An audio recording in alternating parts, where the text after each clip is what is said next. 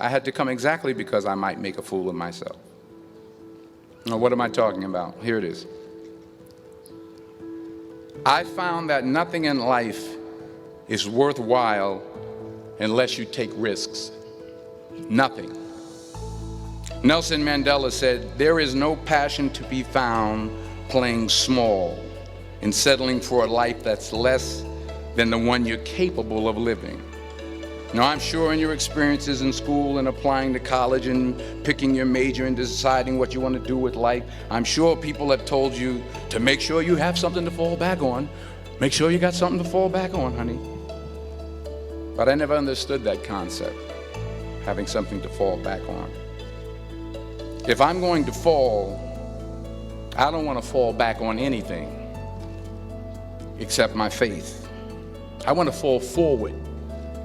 I figure at least this way I'll see what I'm going to hit. Fall forward.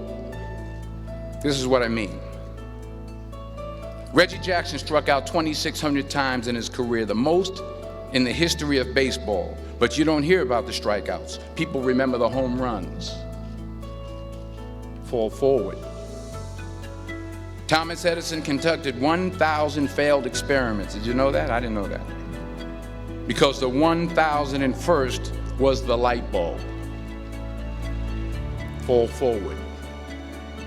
Every failed experiment is one step closer to success. You've got to take risks, and I'm sure you've probably heard that before, but I want to talk to you about why that's so important. I got 3 reasons, and then you can pick up your iPhones. First, you will fail at some point in your life. Accept it. You will lose. You will embarrass yourself. You will suck at something. There's no doubt about it. And I know that's probably not a traditional message for a graduation ceremony, but hey, I'm telling you, embrace it, because it's inevitable. And I should know. In the acting business, you fail all the time. Early on in my career, I auditioned for a part in a Broadway musical. Perfect role for me, I thought, except for the fact that I can't sing. So I'm in the wings, I'm about to go on stage, but the guy in front of me, he's singing like Pavarotti. He's just, and he's just going on and on and on, and I'm just shrinking. I'm getting smaller and smaller.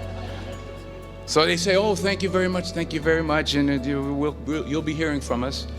So I come out with my little sheet music, and it was Just My Imagination by the Temptations. That's what I came up with. So I hand it to the accompanist, and she looks at it and looks at me and looks out at the director and is like, So I start, I'm gonna sing. I'm like, it's just my imagination once again, and they're coming away with me. And they're not saying anything, so I'm thinking I'm getting better. So I start getting into it. It was just my imagination. Running. They say, "Oh, yeah, thank you very much, Mr. Washington. Thank you." So I assumed I didn't get the job. But the next part of the audition, he called me back. The next part of the audition is the acting part of the audition. Now I'm like, hey, okay, maybe I can't sing, but I know I can act. So they pair me with this guy, and again, I didn't know about musical theater. And musical theater is big, so they can reach everyone all the way in the back of the stadium. And I'm more from a realistic, naturalistic kind of acting where you actually talk to the person next to you. So I don't know what my line was. My line was, "Well, hand me the cup." And his line was, "Well, I will hand you the cup, my dear. The cup will be there to be handed to you." I said, "Oh, okay."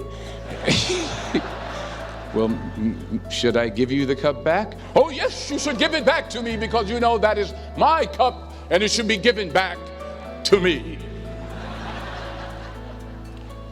I didn't get the job. But here's the thing. I didn't quit. I didn't fall back. I walked out of there to prepare for the next audition, and the next audition, and the next audition. I prayed. I prayed, and I prayed. But I continued to fail, and fail, and fail. But it didn't matter, because you know what? There's an old saying, you hang around the barbershop long enough, sooner or later you're going to get a haircut. So you will catch a break, and I did catch a break. Last year, I did a play called Fences on Broadway.